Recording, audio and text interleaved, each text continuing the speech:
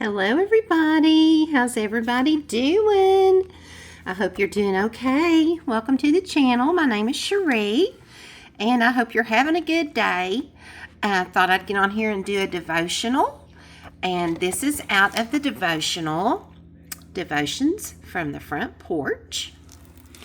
And I've done several of these lately, and I thought I'd do another one today. This one's called DIY, do it yourself.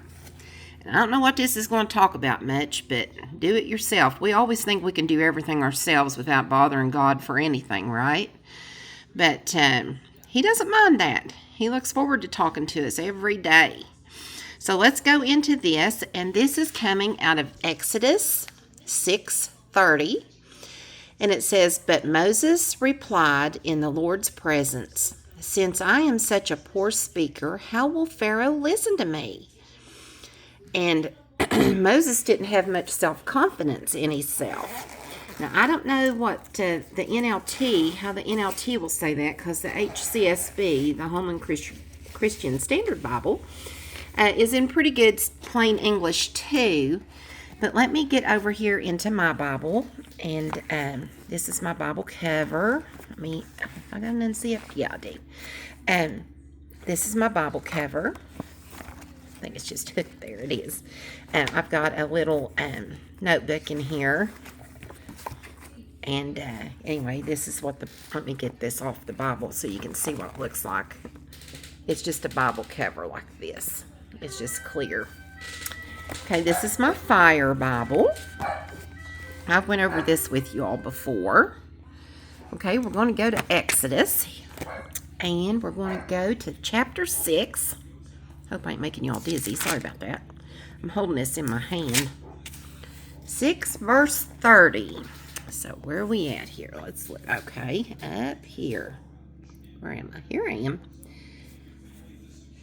"But Moses argued with the Lord, saying, 'I can't do it. I'm such a clumsy speaker. Why should Pharaoh listen to me?'" Now, that's worded a little different. But boy, don't we all feel like that? I felt like that many a time, every day, especially when I'm making videos, because, I'm no Bible scholar. I'm no professional in any of this. I'm just me. I'm just a regular person that makes videos hoping that they can help somebody. But anyway, that's what we're getting into today. So let's take off here. "It used to be that if you had a problem with your toilet, you would call a plumber. And if you had some faulty lighting, an electrician was the person to call. Whatever your need may have been, the logical thing to do was to get in touch with an expert in that area. Most folks would never have considered shingling their own roofs or remodeling their own kitchens. There are professionals for that sort of thing. Then the DIY movement took over, the do-it-yourself. People began to realize that with just a little guidance, they could do just about anything. Instead of reaching for the phone, a person can simply watch a how-to video and do it herself. A little confidence and the proper tools are all that is necessary." Now, I got a little story for that here in a minute. "Sometimes God calls people to do things that they may think would be better left to the professionals. The Bible, however, is full of DIYers. Moses didn't consider himself qualified to speak to Pharaoh, but he did. Even Paul admitted that he wasn't the most eloquent speaker, yet he preached the gospel everywhere he went. And Gideon didn't feel like a warrior, but God called him to be one. Scripture is full of ordinary men and women doing extraordinary things with just a little courage and the willingness to obey. It wasn't a seasoned mother, but a virgin girl chosen to raise the Son of God. It wasn't theologians, but fishermen who Christ called to follow him. Don't wait until you feel qualified to do what God is calling you to do. If he wanted a professional, he would have chosen one. A willing and teachable DIYer can do more for God than someone who thinks they already know everything." I don't know I don't have to know everything, Lord. I just need to know about trusting you. I offer my talents and my life to you to be used as you see fit. I don't have to know everything, Lord. I just need to know and trust you. I offer my talents and my life to you to be used as you see fit. Amen. Jesus and God knows all about it. Now, let's get back over here for a split second. The DIY movement took over. Now, let me tell you something about that. Boy, I remember that when HGTV came out, and it was the first time people had channels that they could learn how to cook and they could learn how to fix stuff and all kinds of stuff. Well, I worked in home improvement, and everybody and their brother would come in there and think they knew everything, and they had watched it on TV, and so done it like this, and I need this, this, and this, But they didn't realize so-and-so made that show into a half an hour. That project ain't going to take no half an hour. That project's going to maybe take 2 days. Oh, they'd be so frustrated. They wanted to get it done real quick like TV. Well, no, it's not going to happen. Yeah, you're going to be missing parts. You're going to have the wrong size screwdriver. You ain't going to have the right drill bit. Oh, they'd come in so aggravated. They just wanted a quick fix and get their project done so they could show it off to everybody. And boy, they got into more than they bargained for. But, yeah, I mean, people were using stuff they didn't even know what they were using. They didn't know nothing about it. It's a mess. I've seen people in more predicaments in that area than you could even imagine. I had a doctor. Now, he was a doctor.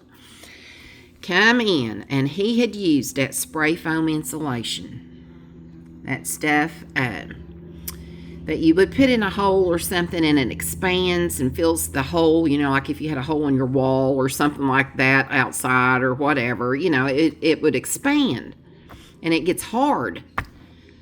The man didn't use gloves or nothing. He had that all over his hands. He is a doctor. Had it all over his hands. Here he come. He had a sense of humor about it. He was kind of laughing at himself. But we're thinking, really? We had to print the MSDS sheets, the material safety data sheets and stuff, and see what to do. We had to call the number and everything. And the only thing I could come up with on site, was like, have you tried like a file, like a sturdy file of some kind, and get it at least down where you can, do something with it.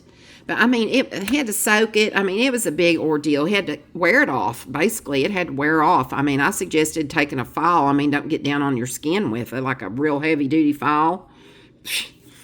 I don't know. People would just come in there with the weirdest things you ever seen in your life. But, yeah, everybody thought they could do it themselves, but they didn't call the professionals.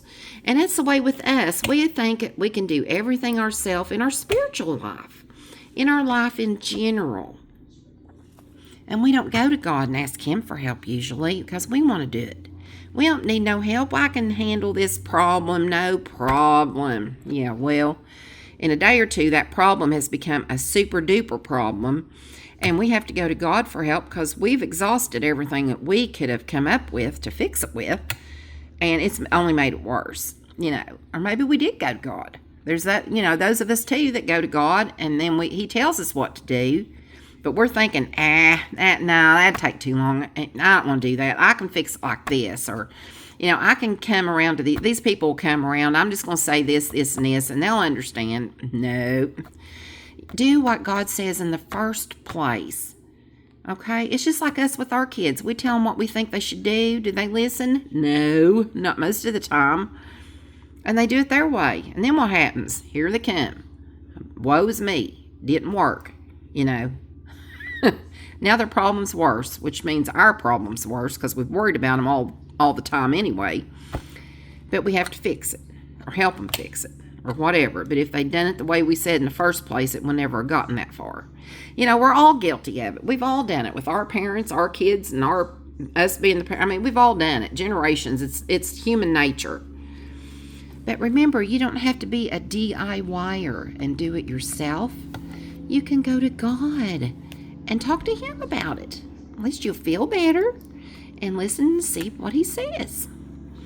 So, let's see. That's all I had for that devotional. But I've done a few things lately. My friend Pamela on here, Pamela Making Memories, I share about her a lot. She inspired me to get my stuff organized. I had stuff everywhere. I have minimized stuff down, gotten rid of stuff, tried to condense it down into a tote, and I might share that with you here soon. I tried to organize all my stuff and put it on bookshelves and in some kind of organized order, better than it was. I think I've done pretty good. I've cleaned my closet out and got stuff in the bedroom more organized, and I've still got to work on my closet some more. Trying to get rid of stuff, rid of clothes, rid of things, just trying to get rid of stuff. I just want it to get, it's good stuff, but I'm taking it to Goodwill. I want it out of here. It'll make me feel better. Am I making money off of it? No, but you know what? It's worth more to me than money is the feeling of relief in my head that I don't have to look at that stuff no more. So, you have to pick your own battles sometimes. Sometimes I take stuff to consignment shops, but I don't really have one where I live. I have to drive about 40 minutes or so to get to one. And anyway, I just do different things like that. But I'm going to go over some things with you here soon in some videos, so just stay tuned to see what else is going on. But I do appreciate you being here with me, and I hope you enjoyed this video. And it has been hotter than blue blazes here. Oscar, of course, you know what he's doing. He's mowing grass, hence I'm making this video. And anyway, he's out mowing grass, and it's going to be a heat index of 102 or 104 or something like that today. It's already humid out there. I took the garbage cans down to the road, and I didn't think I was going to make it back. I had to make 2 trips, and I didn't think I was going to make it back. Oh my gosh, we've got a fairly long driveway. And I mean, with my asthma and everything, I didn't think I was going to make it back in the house. It was so humid, I couldn't breathe. I walked in the house, and he's like, "Are you okay?" And I'm like, "Yeah." I mean, I'm dying, but yeah, I'm okay. Never mind me. If he gets a splinter, he acts like he's got a 2x4 in his hand. And if I can't breathe, it's like, "Okay, well, you look all right." No, I'm just kidding. But, people handle things different. And no offense, men, but men, if you're watching, you just don't seem to have as much tolerance for feeling bad and things wrong with you than women do. But I guess that's why we have the babies, I guess. But anyway, I'll let you go. I just wanted to make sure that you all were doing okay. I hadn't been on here in a few days, several days, whatever. But anyway, just checking in, doing a little devotional, and I'll be back on here as soon as I can. Good Lord's willing and the creek don't rise. I'll be back. See y'all later. Bye-bye.